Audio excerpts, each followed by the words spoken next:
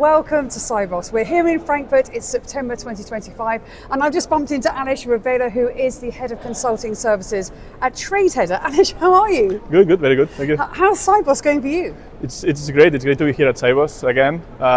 Just to see the size of all this and breathe the atmosphere and the energy, meeting all colleagues, making new ones, and just being part of these amazing discussions. It's great. And you've been telling me how busy you've been with your back-to-back meetings. It's just day two, but we've been part already of great conferences and discussions. Just yesterday we heard this breaking news from Swift about their new blockchain ledger, and also discussing about CBDCs, stablecoins, AI. So it's great. And I think that in general, though, at TradeHeader at least, we believe that there is an underlying topic to all of them, all these new technologies. So at the end for us is data standardization, because I think that's key to basically ramp up and really enhance and allow all these new technologies to really make the most out of it. And everybody's trying to transform at scale and at speed as well. So what are the kind of big challenges that people are sharing with you? Well, there are some of them. Actually, for us, it's all about ISO adoption, and we all know the benefits of the adoption, but still we've seen and we've identified there are some challenges in the implementation.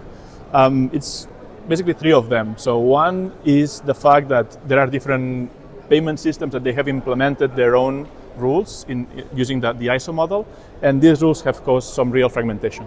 So at the end, in an ecosystem like ours, where payments are linked between different jurisdictions, it's an actual challenge, the fact that there are different specifications. The second issue is the fact that there are multiple releases, and we all know and we've heard about cross-border payments.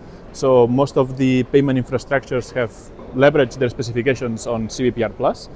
But the fact that there is this fragmentation, and when there are changes on cross-border payment specifications, it has a domino effect on all the others. So at the end, it means that for vendors, for participants, there is a real operational burden when all these changes come in all at the same time.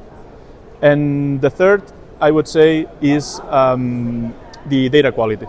So at the end, I think we've done a great step forward, which is we know that on November, the industry cross-border payments will be native on ISO 20022. So it's like we put the rails, but still, even though we have the format, we don't have the data richness inside these messages. So I think that's the next step we'll be seeing in the future, is how the industry goes back to their core banking systems and try to enhance this data so that we have full structured data in our payment messages. Yeah, and it's really interesting to hear you sort of frame them in those three key ways.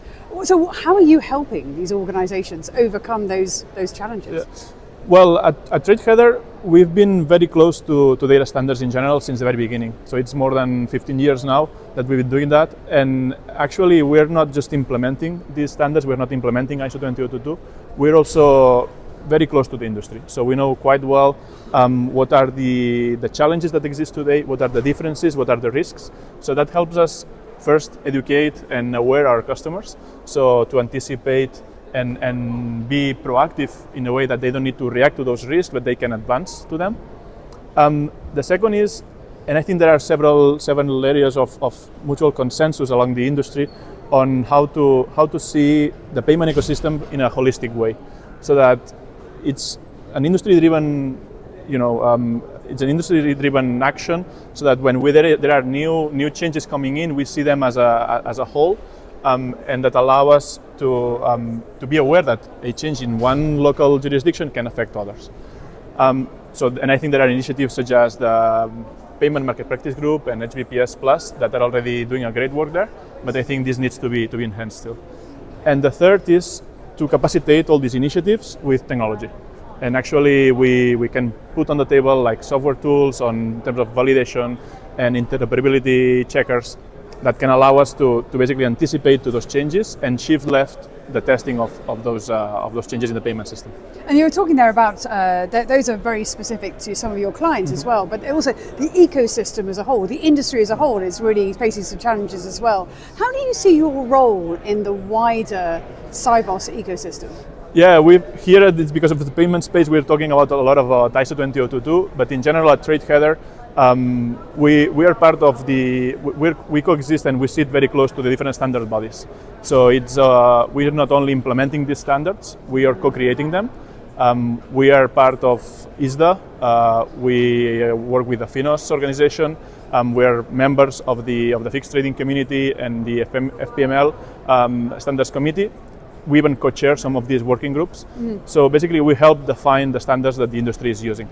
And that gives us this whole overview of what the standard is requiring, and then it allows us to help institutions either via training, capacitating them, and for example, we just created together with Finos and the Linux Foundation the first Introduction to CDM training course, which is a free training course that's been taken by more than 1,000 participants so far. And CDM is a common domain model. Exactly, Yeah. it's a common domain model, and it's basically a functional language that allows to represent all the OTC derivative space and all the transactions. And with that, with the CDM model, and also with some additional tooling that we built, for example, we leverage on ISDA digital regulatory reporting, ISDA DRR. We can basically implement solutions for our clients.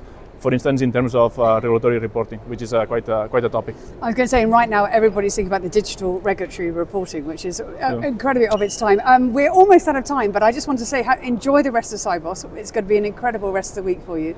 Aleix Revilla, thank you very much indeed.